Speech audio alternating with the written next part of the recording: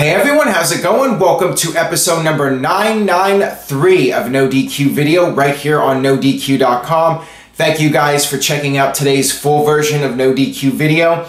Only 7 episodes to go until number 1000. I do appreciate your guys' support, your spreading of the word, and your overall positive feedback. I appreciate it. I know some people are frustrated about the YouTube situation. I'm more frustrated than anyone, trust me on that. But again, I'm glad you're watching here on NoDQ. I got your questions. Let's not waste any time. Let's get right down to it. First one today comes from The Loneliest Monk. Would it be good to have Bayley become broken with the Hardys? She needs the edge and it would let WWE have their spin on it. I really like this idea, and I think she might become AWOKEN at this point rather than broken if the Hardys are going to try and work around the legal issues. But either way, I like the idea of Bayley being affiliated with the Hardys. We've talked about this before. I've gotten questions about it. I've commented on it. Bayley needs an edge. I think we all know this. And rather than just turn her heel, I like the idea of her changing up her character a little bit, going a little bit darker, but still being a babyface character, being aligned with the Hardys. I really like the idea. I think it would work really well, and she could also be the new Lita. She could be the new third person to team up with the Hardys. They have a history together. Bayley's been a big fan of the Hardys for a long time, so why not? I'm all for the idea. I think it would be a great way to turn Bayley's career around and give her an edge that she definitely needs at this point. I'm not talking about Adam Copeland, by the way. This one comes from Banks Club 27. Do you think Sasha Banks could turn heel and injure Bayley this week and take Bayley's spot at SummerSlam, setting up a WrestleMania match? If Bayley is not going to be able to compete at SummerSlam because of her shoulder injury, then that might be a very good idea. Maybe even do an angle where somebody attacks Bayley. She has a mystery attacker, similar to Steve Austin back in '99, only for this storyline, it ends up being Sasha Banks, the person that, well, I guess people would not expect it since they're such good friends, but all of us smart fans are saying, oh, it should be Bayley versus Sasha, and we'd all think it was Sasha if WWE did an angle like that. But I still think it would be a great idea. I think that that would be a nice way to turn Sasha heel, and WWE could rectify what happened with that Steve Austin storyline, redo that, but make it right this time. And I'm not saying have Bayley get run over by a car or anything like that. Just have her laid out by a mysterious attacker, and then down the line, a couple months, we could find out that it was Sasha. Although it is a bit similar to the Enzo and Cass storyline, so that's the only negative I have on it. If they were going to do it, I think WWE should try to change it up a bit. You know, it would be lame if they did the same thing with the video surveillance footage. I think that that would be too soon to do something like that again. So I would consider changing it up, doing something a little bit different, but having the payoff that we should have gotten with Austin back in 2000. It should have been Triple H all along instead of Rikishi. WWE could have Sasha Banks versus Bayley for WrestleMania, and that could be the setup. Sasha was jealous. She attacked her so-called best friend and won the title at SummerSlam, took all the glory, and then we find out she had attacked Bayley and took her out of SummerSlam. This one comes from James. Could Nia Jax be Alexa Bliss's opponent now at SummerSlam? She could say she took out Bayley to claim her spot. This is also a possibility. Nia Jax could be the attacker, but I'm looking at the big picture, WrestleMania, Sasha versus Bayley, and I'll talk more about this on episode 1000 when I give my proposed WrestleMania 34 card. But for the short term, you could do something like that with Nia Jax taking credit for it maybe, but it turns out it wasn't her. There's a lot of different things you could do with that. I could see Nia Jax potentially taking out Bayley this week, maybe doing some sort of angle where Bayley is out because of Nia Jax, and that sets up Nia versus Alexa Bliss. I know there's been talk about WWE having Alexa and Nia feud. That is very much a possibility, but I like the other idea better. I like Sasha getting the title shot, winning the title, and then going heel in a couple months, and it being revealed that she was the one that took out Bayley. Got this one here from Michael Smith.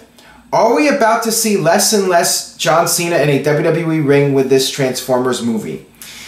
Yes, this is the next step in John Cena phasing out of full-time WWE life and doing more Hollywood movies. This Transformers movie is huge for Cena. This is a major franchise, and this will potentially open the door for him, open more doors, I should say, for John Cena to get other big roles in Hollywood, and for Hollywood to see him as somebody who has the potential to be as successful as The Rock. I'm not sure that'll happen. I would be surprised if that happened, but John Cena definitely has the personality and the look to go far in Hollywood. And I think that this is just the beginning of him starting that change in his career and change in WWE, going from being a full-timer to being a part-timer, which is, of course, we all know that whole debate with Cena and The Rock. Of course, Cena apologized for those comments. Cena at the time was trying to sell tickets. Right now, Cena is scheduled for No Mercy, which is a Raw branded pay-per-view, and Cena is expected to be doing something on the Raw brand. I'm really curious about this. Is he going to face Samoa Joe? I mean, to me, that seems to be the most likely match, considering Cena has never faced Joe before, and with Cena's future being uncertain, you would think Cena himself would want to have a big high-profile match with Joe, you know, since the two of them have so much history going back to UPW. I could see that happening. Maybe it'll be Cena versus Strowman. There's a lot of possibilities, but I could definitely see one of those matches happening, and it'll be interesting to see what John Cena does for WrestleMania. My guess is No Mercy will be his last show, and then he'll be doing the Transformers filming, and then he'll be back in time for WrestleMania. Got this one here from Gareth Smith. Can you see Baron Corbin cashing in at SummerSlam? I don't want to see another Corbin-Nakamura match. Should Jinder retain by DQ? I could see this match being dragged out. I think I mentioned this in the last video. I could see some sort of screwy finish that leads to Nakamura versus Baron Corbin inside Hell in a Cell. That is where Nakamura wins, and then Corbin cashes it in on Nakamura after Nakamura went through the Hell in a Cell match, you know, similar to when Edge cashed in on John Cena after the Elimination Chamber match.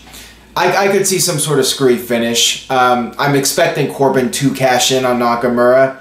I expect that to be a feud, so if I was you, I would consider just dealing with it at this point, because I doubt we're going to not see that match again. I think there's a very good chance. I think it's highly likely in all likelihood that we will see Baron Corbin and Nakamura several times more before the year is over. This one comes from Jishnu.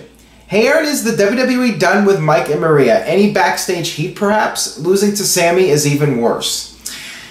It appears the feud is still going on. It feels like WWE really doesn't know what to do with the duo other than what has been done already. Like I said in previous videos, I think you need to evolve Mike Kanellis' character. He needs to not be the Mark Marrow to Maria's Sable. He needs to develop his own character and break out of his wife's bubble, so to speak. He needs to become his own man.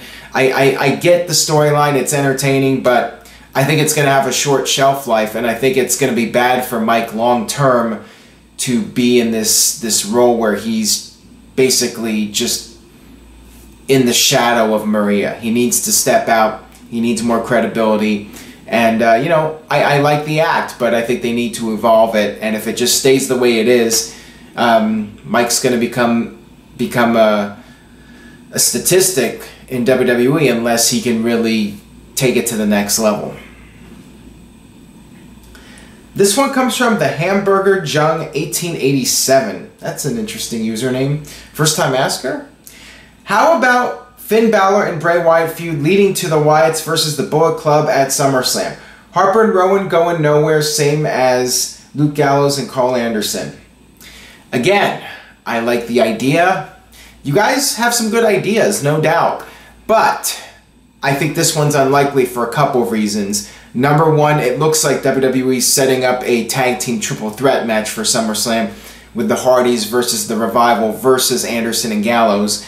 And the other big reason is Finn Balor himself said in a recent interview he thinks reuniting the Bullet Club would be a step backwards in his career at this point. It would definitely help Anderson and Gallows, but I think Balor sees him being as a single star to be a priority right now. I would not rule it out though, and I like the idea of reuniting the Wyatt family. I mean, quite frankly, Bray Wyatt's going nowhere at this point. It might be interesting to do that at some point. And Anderson and Gallows, the fans seem to be liking these guys. I could see them making an easy transition to being a babyface tag team and teaming up with Finn Balor. You don't necessarily have to reunite them for a long-term deal, just one time to take out the Wyatts. You know, maybe at SummerSlam you can have Eric Rowan and Luke Harper interfere and cost Balor the match, and that leads to Anderson and Gallows coming to Balor's aid, and you set up a six-man match at the next pay-per-view, No Mercy. How about that?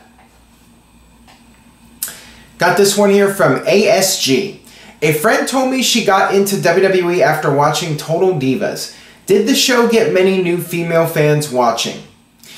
Yes, it did. I mean, that is one of the reasons why it has lasted for, what has it been, 6 or 7 seasons now? I think maybe even 8. I haven't been keeping track, but it's been on for 4 years now with 2 seasons, at least 1 season a year, if not 2.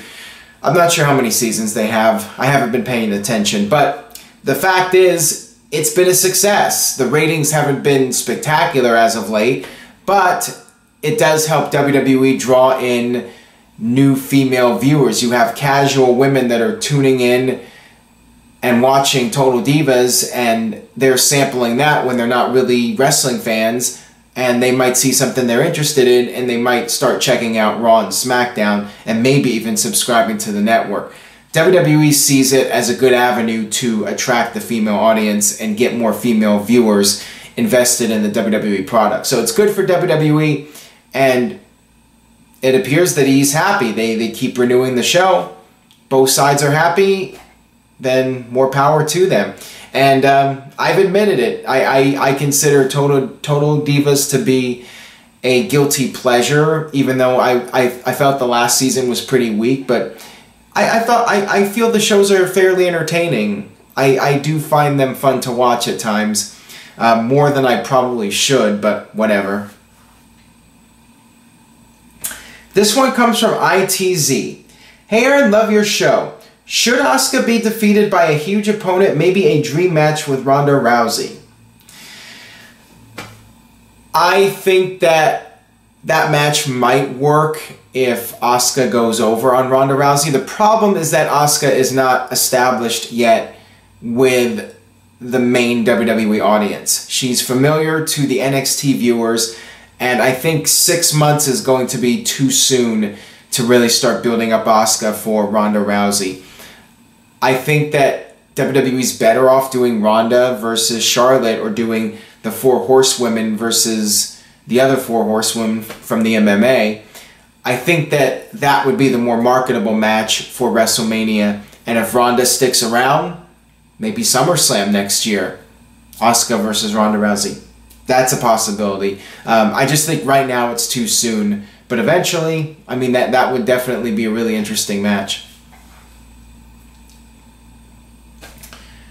This one comes from Ash. And by the way, going back to the other question about Asuka, I would not have Ronda beat her. I think you should have somebody new defeat Asuka, somebody else you're trying to build up to get the rub by defeating Asuka. I think it's unnecessary for Ronda to do it. She doesn't need that rub to defeat Asuka and end Asuka's winning streak. Just not necessary.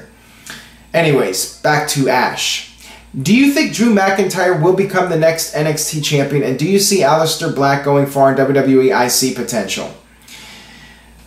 I do think Drew McIntyre will be the next WWE NXT champion. It's just a matter of whether it's at TakeOver or maybe in November, TakeOver wherever the show's at, somewhere in Florida, I think. I'm not even sure.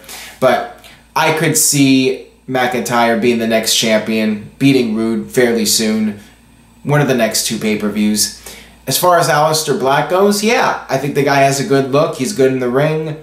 He seems to have the tools. I haven't seen a lot of his work, but from what I have seen so far, I definitely feel he has some potential to go far in WWE. Got this one here from DJ Whitey, and he's got the NoDQ.com t-shirt as an avatar. If that doesn't get your question answered, then you're screwed. Yo, Aaron, how do you think Corey Graves did overall with his involvement in the Kurt Angle storyline? And he has his hashtag, finally got my tea. You guys can get your tea also at ProWrestlingTees.com. Search NoDQ or check out the link in the description box. Nice little cheap plug there. Thank you for getting the shirt and making it your Twitter profile picture. Regarding Corey Graves, I thought it was fine, but I was expecting more. I felt like this was going to lead to maybe Graves managing somebody or having a different kind of role in WWE. He's doing well with commentary, but it just seemed like it was going to lead to something more than what we got. And again, maybe that's partly due to WWE coming up with this storyline short term and not really thinking it through too much. I don't know. I thought maybe Stephanie would get involved and Corey Graves would be working for Stephanie, or there would be something else than what we got. So in a way I was a little disappointed, but whatever. I just think the more you have Corey Graves involved in the storyline, the more compelling it is because he does a pretty good job, and I thought he was one of the best parts of the storyline, actually. Alright, that'll wrap it up for 993 of NoDQ video. Very close to 1,000. Keep sending in your questions. Please keep spreading the word. Thanks again for watching on NoDQ.com, and stay tuned to NoDQ for the very latest. I will see you guys next time.